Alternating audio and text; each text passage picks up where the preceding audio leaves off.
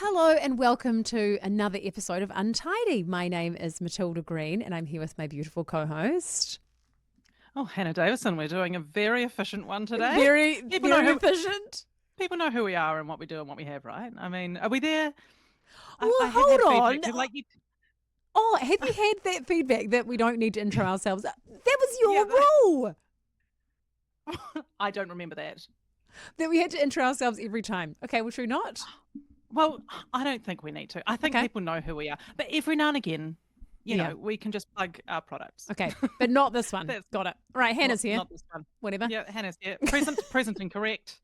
And we have a very special guest on the pod today. His name is Matty McLean. Hello. Hello. So for those of you, there won't be any, but for anyone who doesn't know who Matty McLean is, he is, I'd say, New Zealand's most lovable ex-breakfast reporter, now radio host, Queenstown boy, just general ray of sunshine, and my current co-host on the Hits Drive, because I'm taking over from PJ for 6 months, and so we are co-hosts for 6 months. We are. And here he is, Matty McLean. Welcome to the pod. It's so nice to be here. It's so so nice to have you.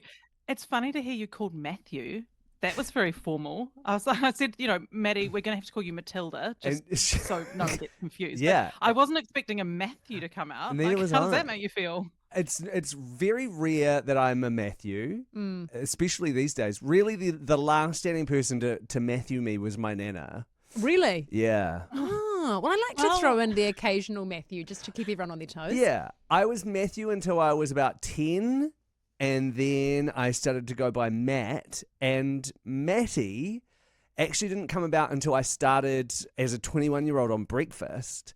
And I did my first ever live cross on Breakfast, and then the next day I returned to Breakfast, and Paul Henry and Pippa Wetzel were the hosts at the time. Oh, the golden years. And Paul said to me on my second live cross, Pippa and I have been talking since yesterday, and we don't think you look like a Matt. We think you look like a Matty, so we're going to call you Matty. And I was like, okay. So it was bestowed upon you by Paul. And now, all these years later, like nearly, what are we? Nearly 20 years later, I'm still Matty. Wow. They just rebranded you right there and then. Yeah, and as a 21-year-old, like first job on television, I was like, call me what you want. Yeah, I mean, I'm just happy to be here. Yeah. Well, Hannah gets called Bean, so throughout the pod, I might call her Bean. Okay. Just so you're not confused by Great. that. Where does Bean come from? I always wanted a nickname. When I was little, I was super tall, grew really fast, had a Scottish cousin came out and lived with us, and he started calling me Old Bean, which I naturally hated. And so then everyone was like, brilliant, we'll all get on board as well. And so forever I've just been Bean. And then my parents were even called like Mr. and Mrs. Bean by my friends. That's amazing.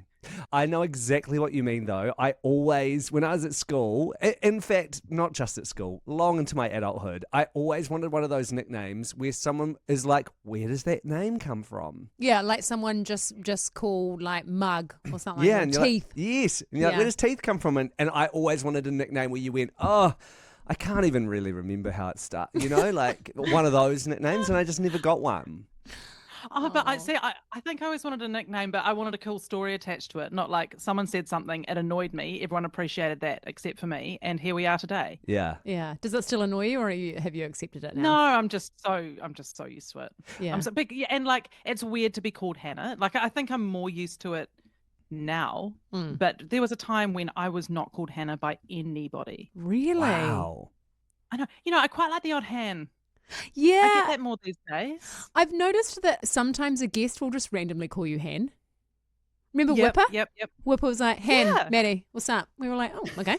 Sweet. We're doing that. Yeah, it was like the first time we'd met him. We were like, sure, Whip. I tried to bestow a nickname upon myself for a wee while. What did you go with? I was Mad like, Dog. Well, because I was like, what is a story? You know, what's a nickname? I wanted a cute nickname, but I wanted one that had a story behind it. And for a while, my crux when I was on Breakfast was or as a reporter, is I'd have to put my hands in my pockets because otherwise I'd be very like a little too animated. So I started to put my hands in my pockets to kind of like ground me a little bit. And so I thought I'd call myself Pockets. It's really cute, and it didn't fly. it's only flown in one tiny area of my life and nowhere else. Now, how did you try and get it across the line without people noticing that you were bestowing a nickname upon yourself? No, You've got to keep it cash. It did it. No, I was, and this has been my problem in most aspects of my life. Too eager, too eager, too desperate. You could read the desperation on my face, hear it in my voice. So I would tell people, "Oh, my nickname's Pockets." Yeah, but they'd see the desperation on me, being like, "I'm not doing that." Signing off emails. Cheers, Pockets. Oh, that is so good. Oh my God. But talking about the live crosses and the hands in the pockets, can I call you? You can call me Pockets. You may. We do want to talk about your career path because Bean and I were talking about how it seems to be from the outset quite clean. You know what I mean? Like you went to broadcasting school, then you started working in breakfast for 17 years, and it just seems to have been quite not so crazy. Would you agree with that? I'm glad it seems that way. Yeah. I think in some ways it has been, but it's almost like like duck on the water, like a lot of legs flailing about underneath the surface. Yeah. The first thing is that I love television. Like I went to broadcasting school, fell in love with TV reporting, loved the creativeness of it. I'm a show pony. So chuck me in front of a camera and lights. Can't shut them up. Putty in your hands, you know. So I love TV, really wanted to get into TV, and I applied for an internship at TVNZ and I didn't get it. Yeah, really? They turned me down. So I went off and did radio for a little bit, and then my best friend is Jack Tame, and we went through university together, and he was working at TVNZ at the time, and he messaged me one day and was like, they need someone in the Wellington newsroom. You should apply for the job. And I did, and they remembered me from applying for the internship and got me in. And I think like many people probably early on in their career, it was just a series of lucky events. Mm-hmm. I don't think I was anything particularly special or anything like that. I just happened to be right place, right time. Because I saw so many people in my early years at TVNZ starting around the same time as me who just fell off the wagon a little bit purely because there just wasn't a job for them at the time, you know? Yeah. And so I just got really lucky, like someone was filling in another role, so they got me to fill in for that person, and then the person I was filling in for got a full-time job, so then I just carried on doing the breakfast role, and it was a lucky series of events that kind of carried me through. But I will say I credit actually a lot of my early career to Paul Henry, and he's a very he's polarizing. He's polarizing, but to me he really made my career because I don't know why, but he really took a liking to me, and I think Paul was someone that either liked you or didn't like you. Yeah. And you either benefited from that or you didn't, and I really benefited from the fact that for whatever reason he warmed to me and he saw something in me and he really pushed me along as this kind of personality when I was a 21-year-old. I didn't know what I was doing, and I didn't even know what I wanted my career to look like, but he kind of pushed me in that direction of, he was like, you've got a lot of personality and people really warm to you on TV. I remember him saying that to me. But people, I think in the early days, especially the breakfast audience kind of took me on as either like a little brother or like a son, and they really wanted me to succeed. Mm-hmm.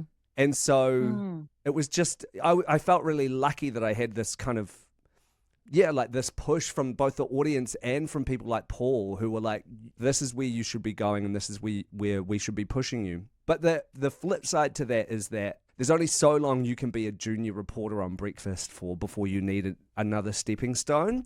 And I found the next stepping stone way harder than almost every other breakfast reporter that came before me and after me. And that was because the bosses, because I did such a good job as like a young breakfast reporter, you know, we were meant to be doing silly, fluffy stories and showing as much of our personality as we could. I found that when it came time to make the next step, which is to become a more, I guess, serious news reporter, people couldn't see that in me. Yeah, because they were so used to you being a certain character. Yeah, I guess. so I got really boxed in. So most people would spend like a year on breakfast and then move on, maybe 2 years max. I was a breakfast reporter for 3 years because they just never saw me as anything other than this silly breakfast reporter. I remember at the time being so frustrated because I was like, I'm doing the job that you want me to do really well, and I feel like I'm being punished for doing a good job at this thing. But then eventually, much like everything I think in my career, it was just a right place, right time. I was working a public holiday, so skeleton staff. All the other reporters were off doing something else, and there was a big fire in the hills of Wellington, and they were like, we've got no one else to send, so You're up, Matty. you're up. We'll see how this Get out there and goes. don't be too funny about it. Yeah. You know?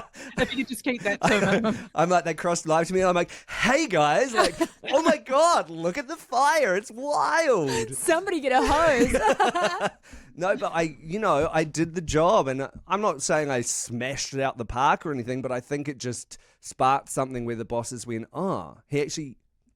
there is a duality to this guy. Like, he can do both.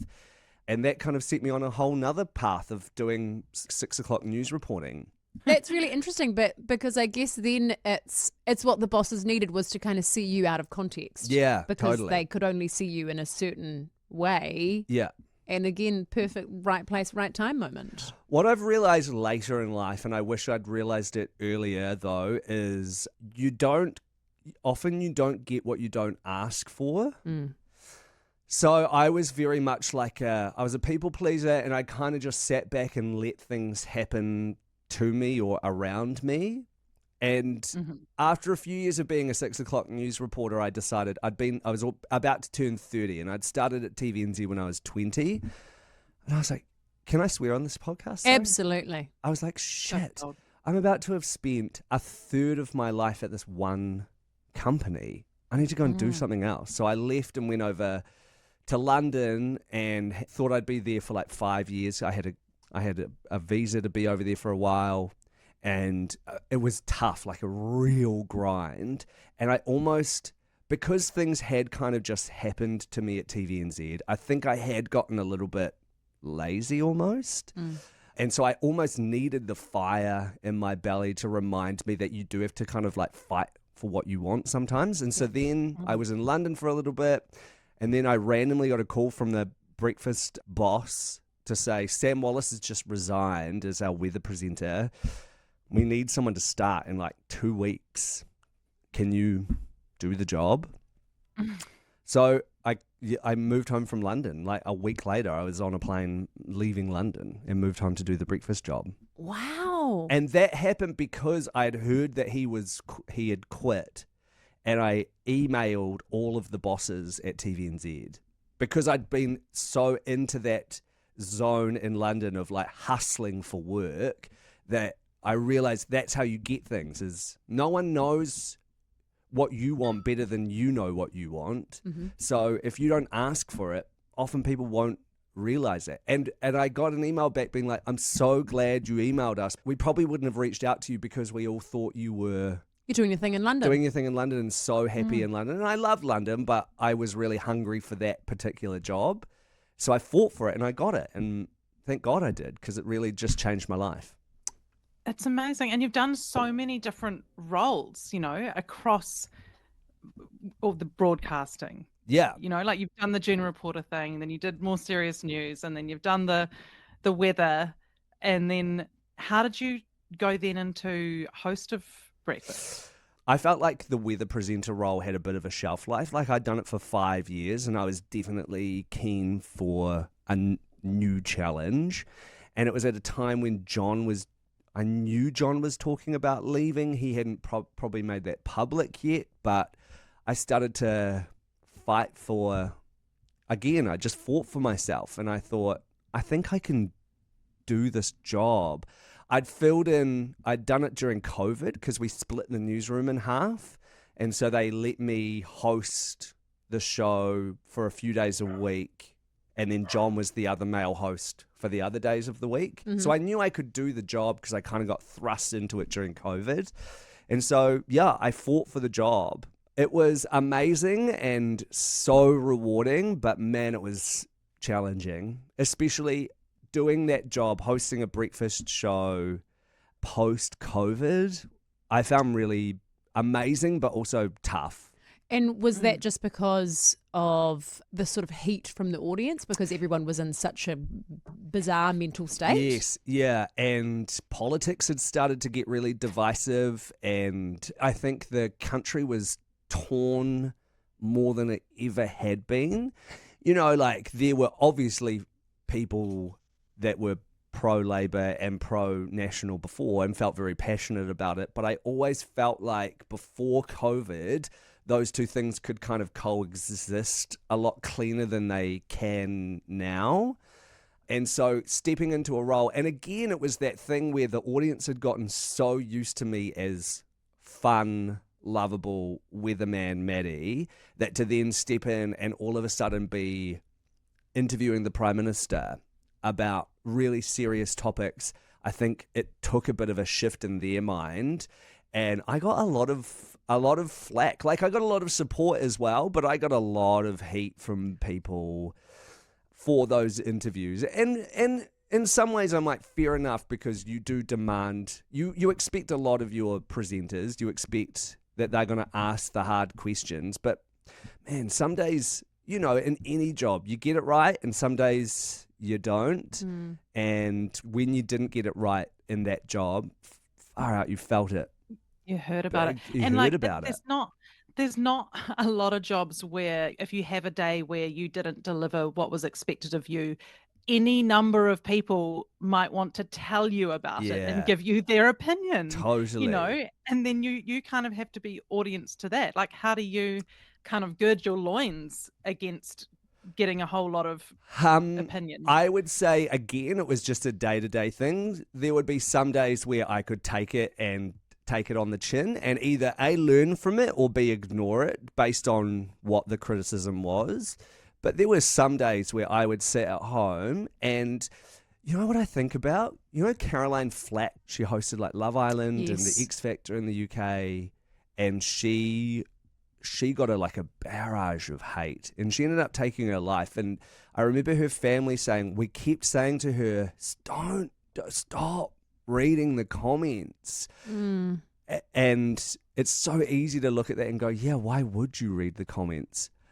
I'm telling you it's not easy. And I would sometimes, and this sounds narcissistic, it wasn't, it was like I would sometimes search on Twitter for tweets about me almost as a way of validating the things that I felt about myself, like the self-loathing I had for my own worth in that role. I'd be like, oh yeah, you are shit the way you think you are because this person on Twitter is saying it. And then I was like, this is so unhealthy. What am I doing? So I deleted Twitter. I had to, because it was just like so bad for my mental health. It's awful. Awful. Yeah, and like no one's going to be a keyboard warrior to give you a positive comment. Totally. You know? Like no one's gonna be like, oh, I'm gonna get on there and tell him what a good job he's done. And also what I learned was I couldn't base my own worth in that role on what Sandra in Taranaki was saying. I had to base it on what people around me were saying, as in people who knew how to do the job. They're experienced and they understand the role. Industry and the wider view. Context, yeah. And so like someone like John Campbell became such a huge mentor for me, and he was very great at both telling me when I'd done a great job and telling me when there were things that I could improve on, but it was always in a really generous context. So then I just had to reframe it and be like, I have to just listen to these voices and not these voices. Yeah. But you know, when people say, oh, just ignore stuff, don't read it, whatever, when you are in a job like breakfast, and it's not as if it's like all of a sudden people are talking about you for some reason and then they don't talk about you forever. Like, you are in their living room every single day, Yeah. and they are an opinionated audience. Yeah. And so it's human nature, and it's part of our ego, not in a bad way. Like, ego gets a negative connotation, but it's something that we all have, and our ego likes to know what effect our output is having. Like, what do people think of us? What are people saying behind our backs? Because we all want to know that, because we want that constant read and receipt, to understand what's landing and what's not. But it's so augmented that it's not reality. No. But our ego doesn't understand that. No. It was also reframing it in my own mind, because I'd gone from being the weatherman for 5 years, where my entire job was just to like be happy and make people smile in the mornings and have fun, and bring that side to the cog that is the breakfast show. And so all I had was people. I mean, there were definitely people that didn't like me in that role, but for the most part, it was only positive stuff I was getting back, because I guess you respond with positivity to positivity, if that makes sense. Yeah. Whereas when I stepped up to do the hosting role, there was a lot more eyes on me in a more critical way. And so it just was a lot to take on. But it was amazing as well. I'm so proud of myself for those couple of years, because it was something that I had to really push myself through, of me stepping out from being just this one thing into a whole nother thing. And I look back really fondly. Like, I'm very proud of the role that I did, and very proud of how much I learnt and grew as a presenter.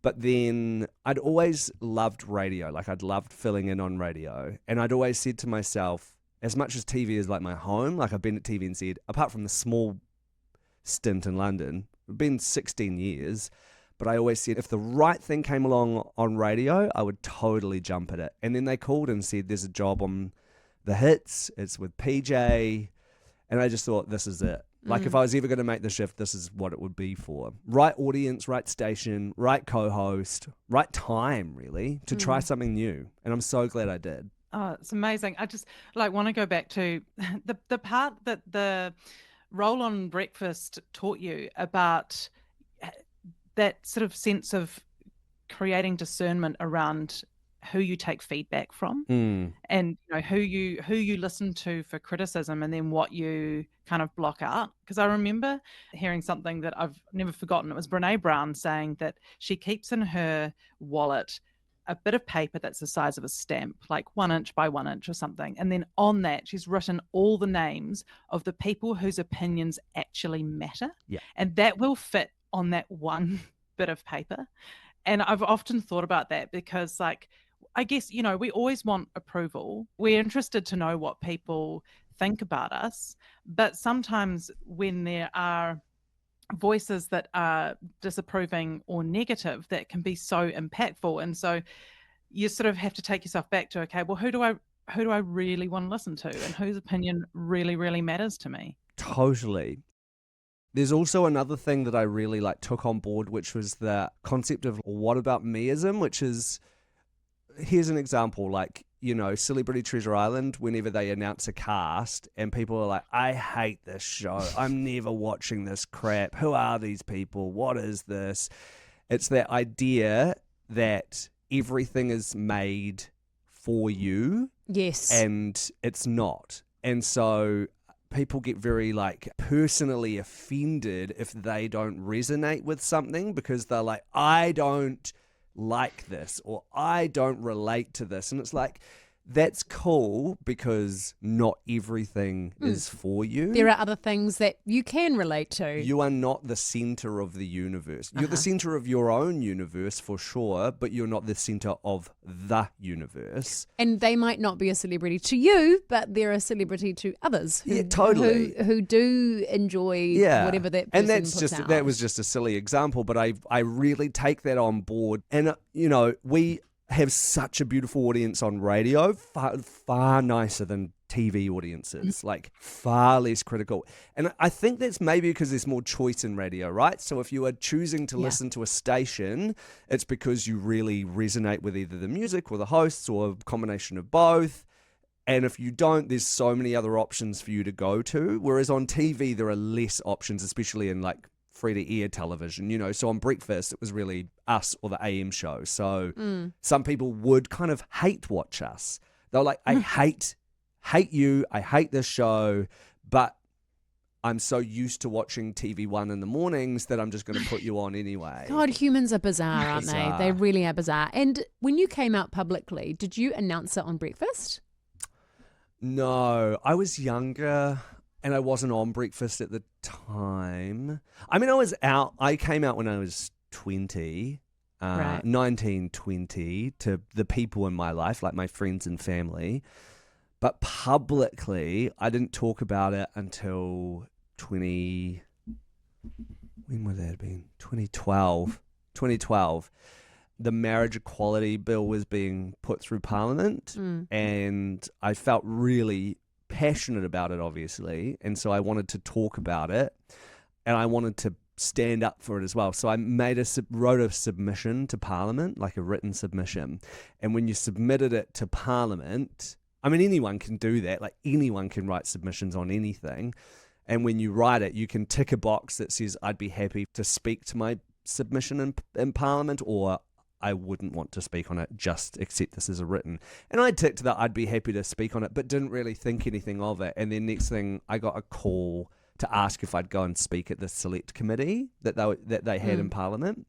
And so I really had to think about it, because even though I was out, and I think I don't know that anyone was ever shocked by the news. I did have to think about it, like, am I ready to really like publicly say this and put myself out there for potential criticism? And I made the call that I wanted to do it. So I went and spoke at Select Committee, and because I did that, there was like a New Zealand Herald reporter there covering just the general goings on at the Select Committee. And so they wrote an article about it. And so then it was out there. All out there. All out there. For everyone to consume. Yep.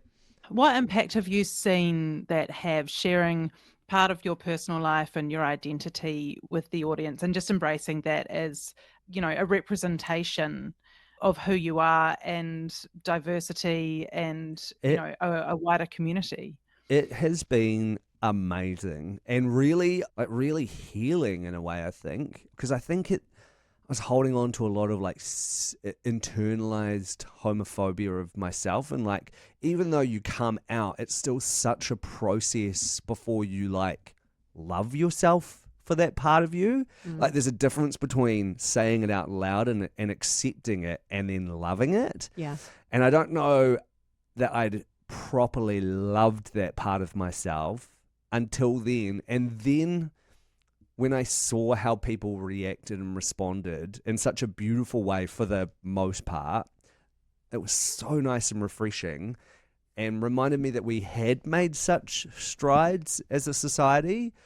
And even to this day, I will meet people in certain contexts, like, I don't know, going to a small town and being in a rural environment and introducing a very blokey 60-year-old farmer to my husband, and worrying sometimes still about how that will be perceived, and having people so warmly react to the fact that I'm a guy with a husband is so nice. And yeah, it's been amazing. Like, I really hold on to that. That is not to say that we have cured homophobia in this country or in this world, but I do think even I have had to sometimes step back and be like, it's not as bad as I think it is, or people think it is.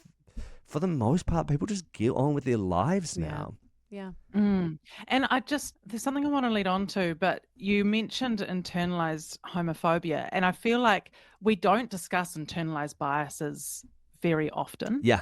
But could you just touch on that and speak to that a little bit about how that was for you, because sometimes, we do have internalized biases that we don't want to be there, that we don't want that to be a part of ourselves or any kind of thinking, pattern of thinking. But occasionally you still notice it and you're like, God, I've soaked in this somewhere and I'm carrying something around with me that doesn't feel like it should be part of me. And I need to bring some awareness to it to address it. Well, yeah. I mean, I grew up at a time, even still, like in the late 90s, early 2000s, where being gay was seen as a negative thing. And, growing up at school, I was like exclusively friends with girls, and I was very, I showcased all of the stereotypes that you could ever imagine a kid at school who might end up being gay later in life would exhibit. Like, loved musical theatre, was very flamboyant, was only friends with like this big circle of girls, and so the guys like latched on to that. And I loved high school, but I also found it really tough at times as well. And so you learn to kind of hate that part of yourself. And so it takes a really long time to like get out of that mindset. And so, like I said, I came out because I'd managed to accept that wasn't going to change. I mean, it's so funny. Like, I was very aware that I was attracted to guys and very aware that was where my life was heading, but denial is such a huge thing. I managed to convince myself that if I didn't act on it, it wouldn't make me gay, even though I had these feelings and these attractions.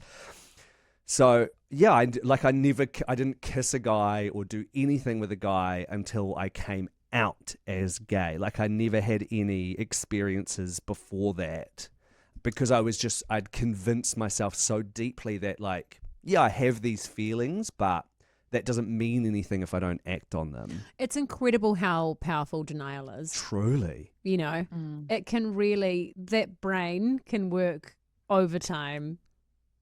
Oh, it really can. And I love that, through the course of your professional career and your choice to just be authentic and be who you are and have the courage to show that to people, that's been part of your healing. Sometimes I think we can look at the different parts of our life and go, work is over there and personal life is over there.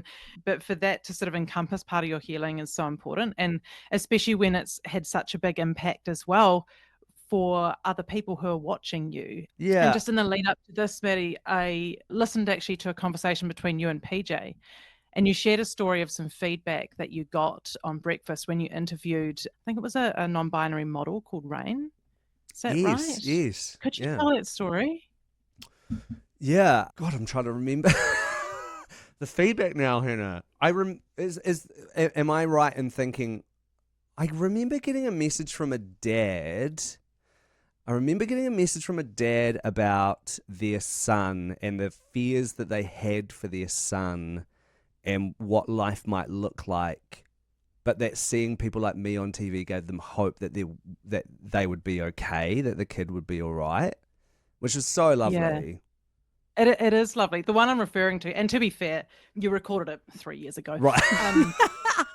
Not exactly fresh off the noggin. I've got such a bad memory. Like a sieve. Like a sieve. Hey, join the club. I just embrace that now. My kids are like, hey, Mum, could you remember this? I'm like, absolutely not. No, write it down or it's gone. It'll be gone. It'll be gone by the time we finish this car ride.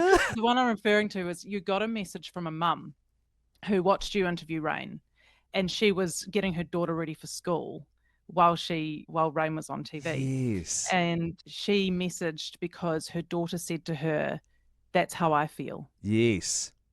Yeah, I do remember that now. And that is that whole thing of like what you see you can be, right? Mm-hmm. Like, if you don't know that exists, then how are you going to feel like that's an okay thing? Yeah. If you feel like you're the only one. And it's a thing, like, I remember growing up, there were very few gay role models, gay storylines on TV, and if they ever were, it was always such a big thing. Like, even if someone came out on a show, like, I remember there was the character Jack on Dawson's Creek who was gay, and he came out, and it was such a big deal that it imprinted in my mind as a teenager that coming out was a huge thing. And now I look back and I'm like, man, if I had just given myself some grace to be like, it's not that big a deal. Yeah. Man, it would have made it such an easier process for me. But in my mind, because all I had as a reference point, I didn't know any gay people, like didn't have any gay friends. Mum and dad didn't have any gay friends. Like it just wasn't a part of my life.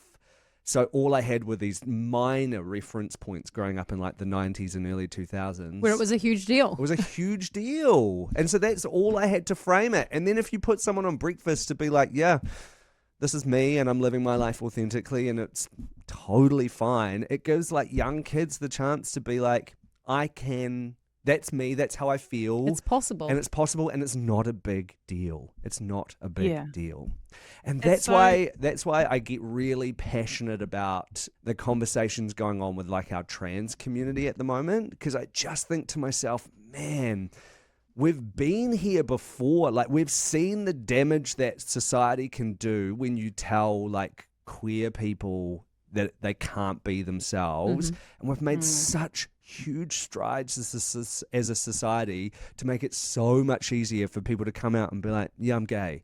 It's not a big deal. Yeah. And it's like, why are we taking 10 steps back and doing the same with our trans community? Society takes so long to learn, don't they? Yeah. And I just think, man, the quicker we can get to a place where no one gives a shit about what someone else is doing with their life, the better. Yeah.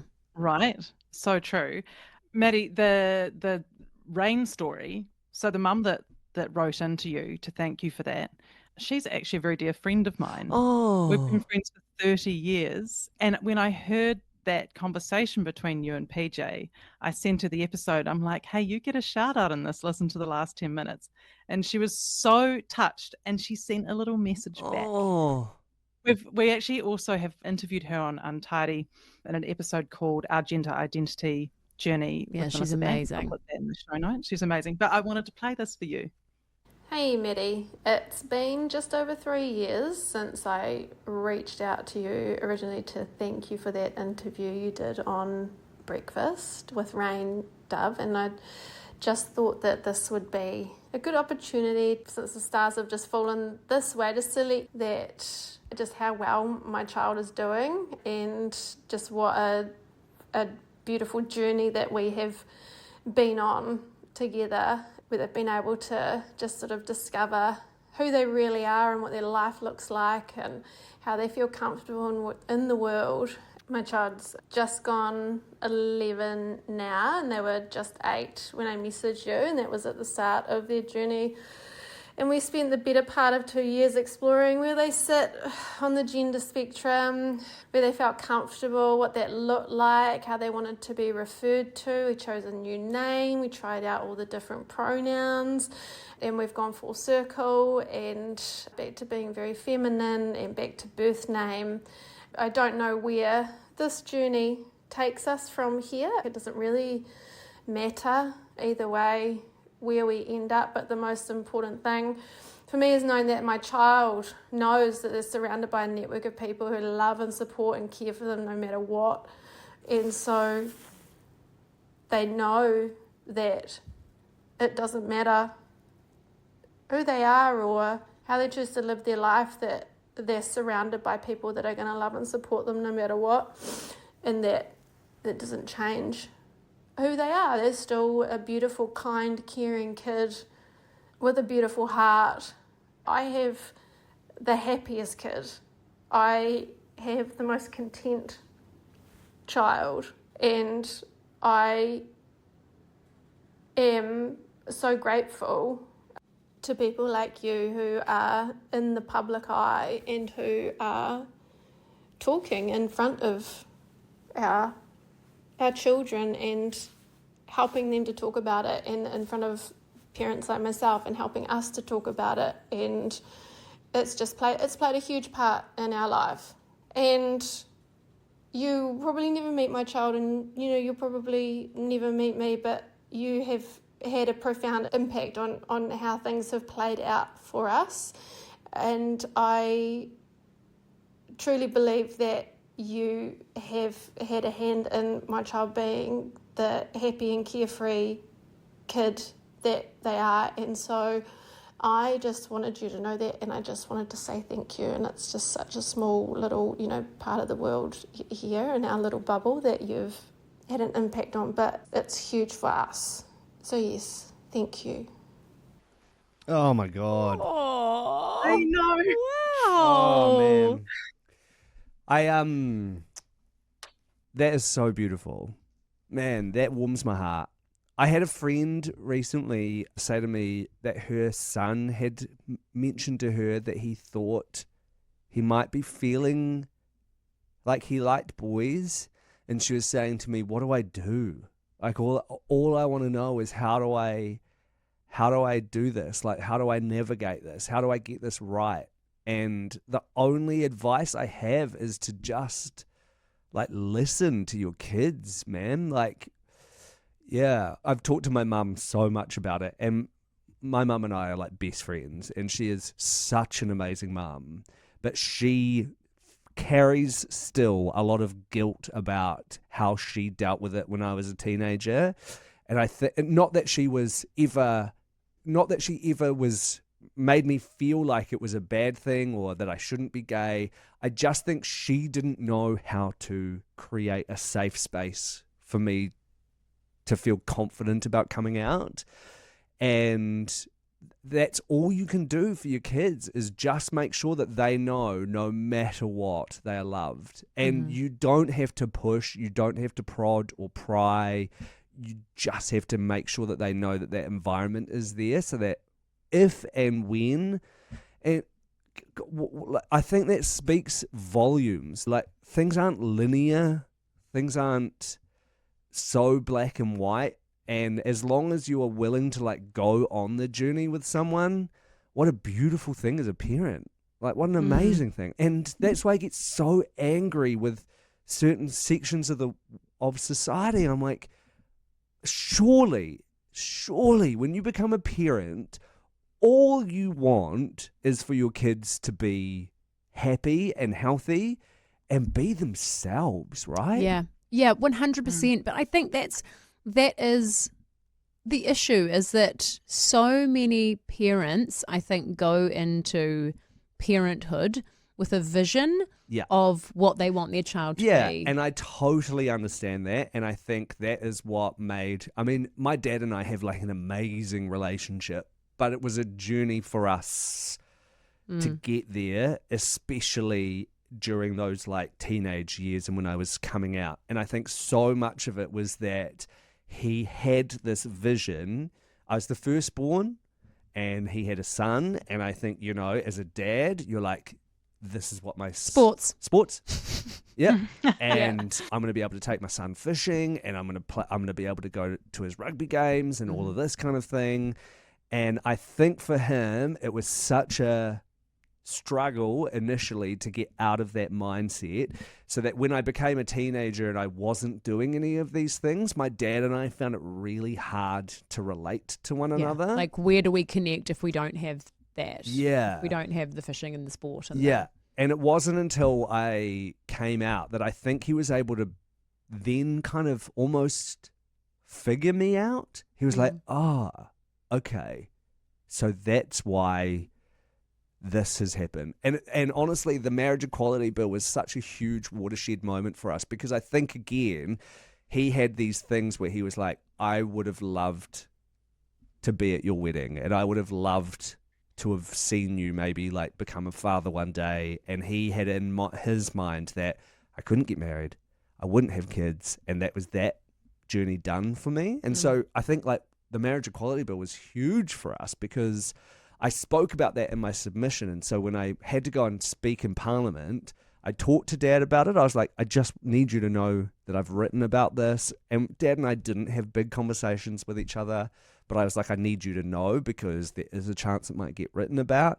And it was like a watershed moment for us where we had this conversation. And I think, it was huge. So going back to my friend who asked me, what do I do? I was like, the fact that you even care enough to ask that question is everything. Yeah.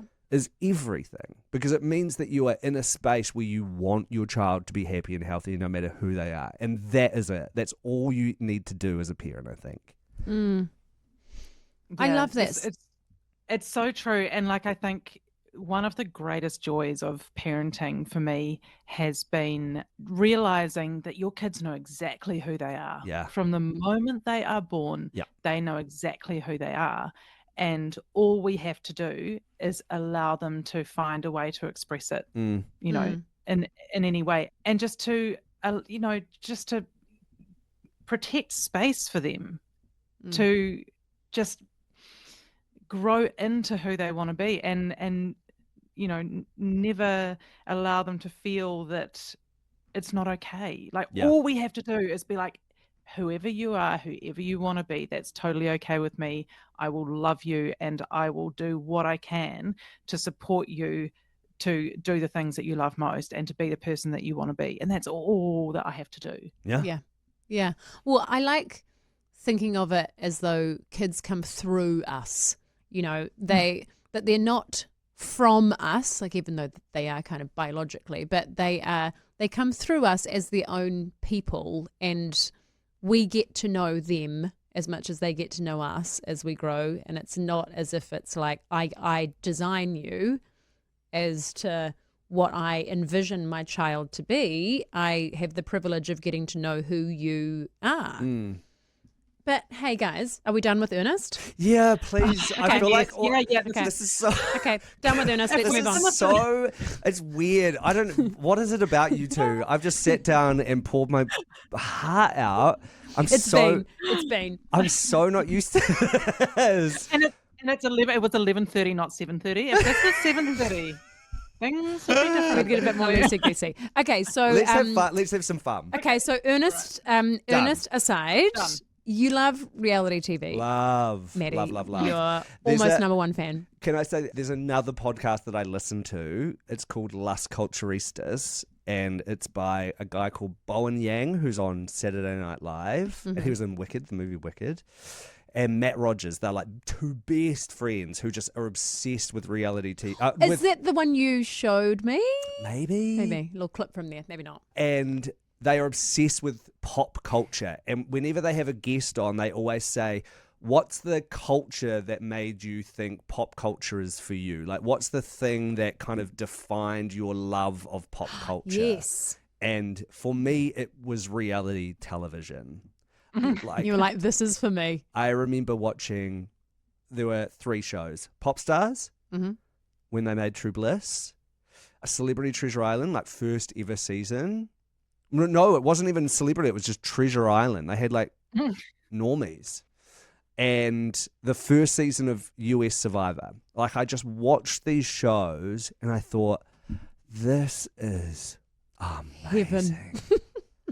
I was just hooked and obsessed. And then I just consumed everything. Like Big Brother Australia, the early years. Yeah. Like Sarah Marie, obsessed. Sarah Marie and the bum obsessed. dance. I feel like that was such an iconic moment for reality TV where we were like, someone can just be like this. Like themselves. Themselves. And people love them for it. Yeah, they're not reading a script. Big Brother in the early 2000s, I reckon, was unbeatable. And it was on 6 nights a week. And I consumed every single episode.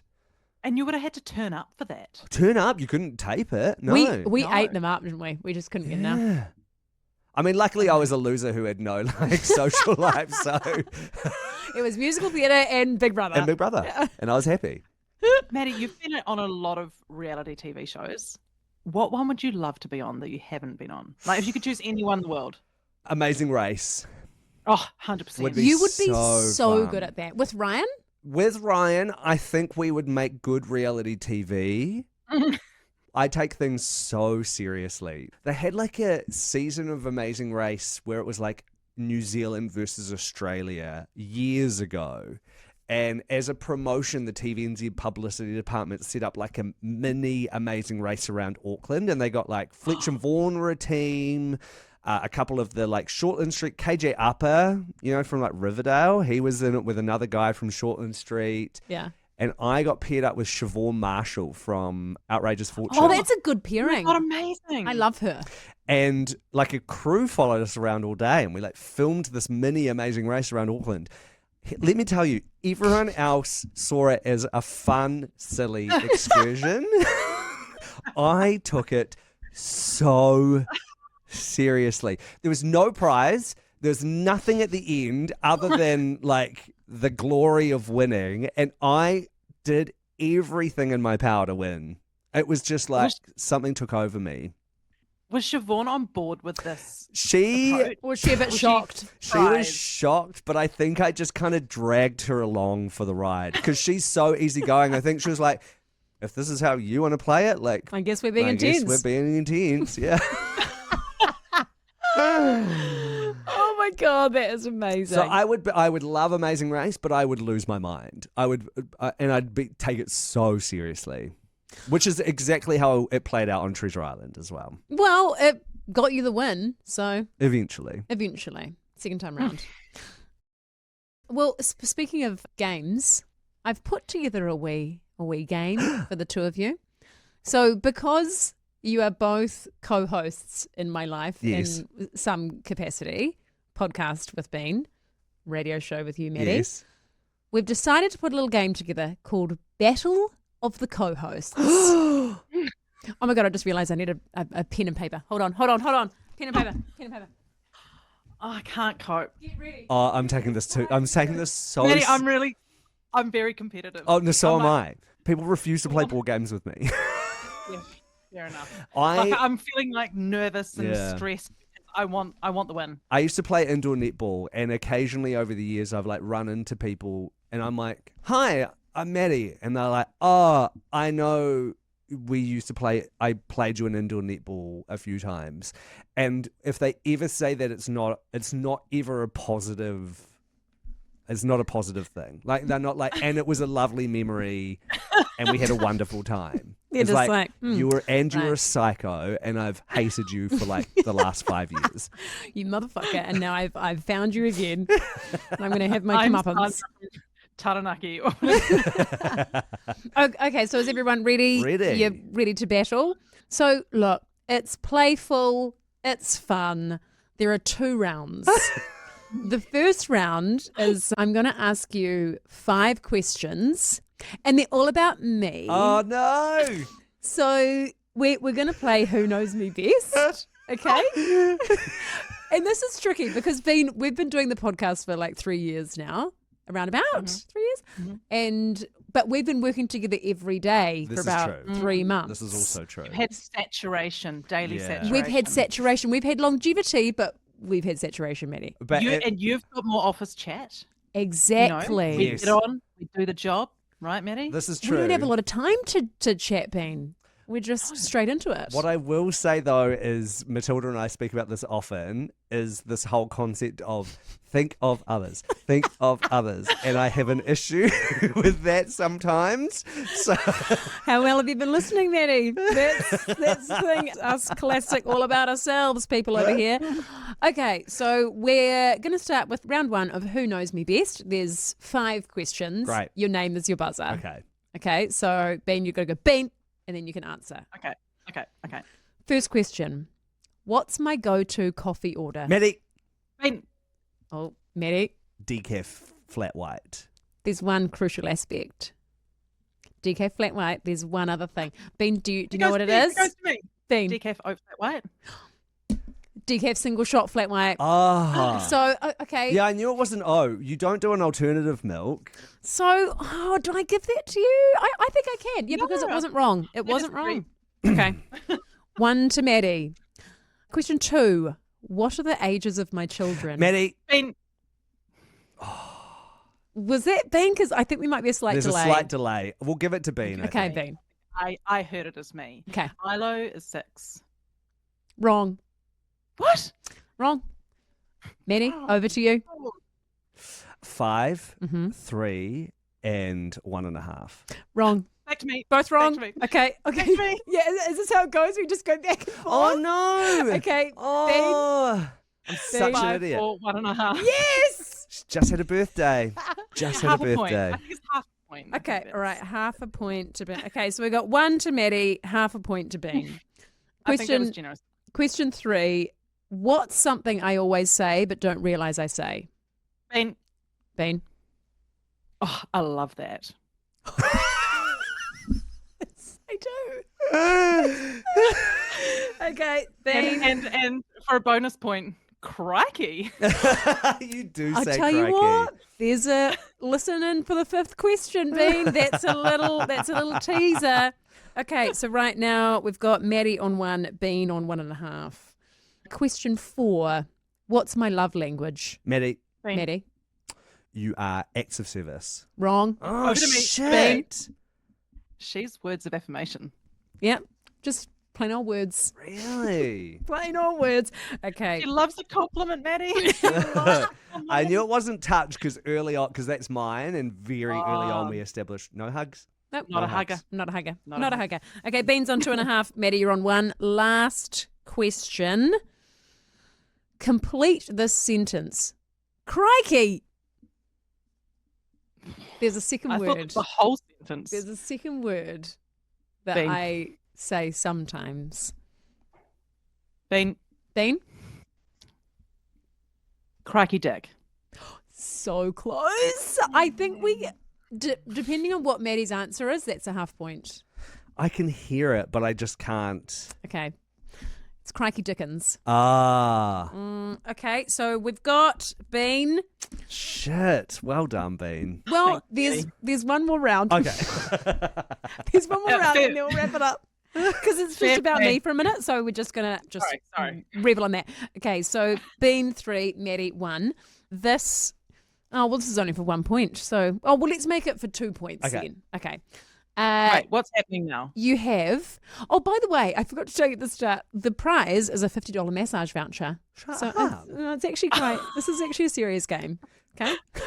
Is it one I want that it you back. got given that has run out? Or No, something I'm like going to get it. that? Oh, I'm going to buy it with my own money. whoa. I know. I made the decision before I had talked to the family finance minister, so I don't know how this is going to go. But anyway.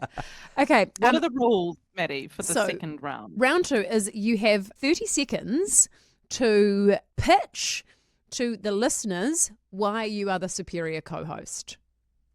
Okay? We all got that? We all got that? Okay, I'm just going to get my timer up. Who wants to go first?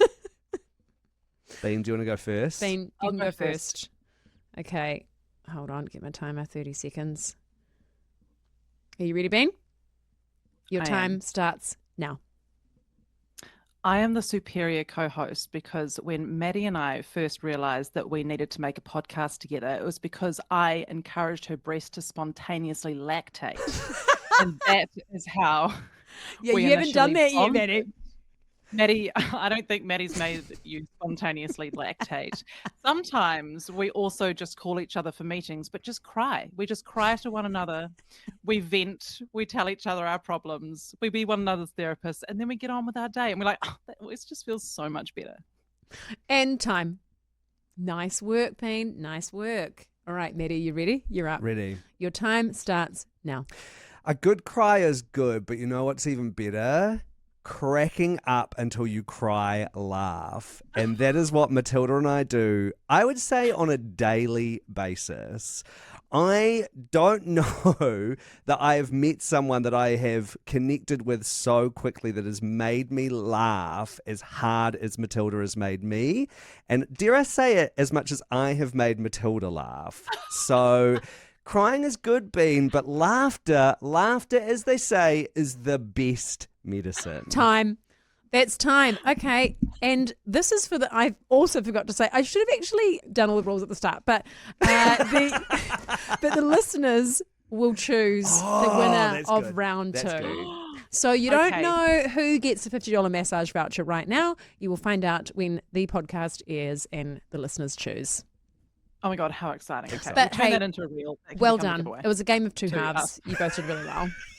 I think we both did quite well. We did do quite well. Do you know what? I think I was the winner on the day because I feel It's great. all about you.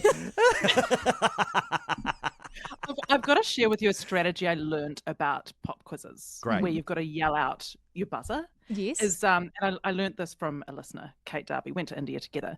We had a little pop quiz in India.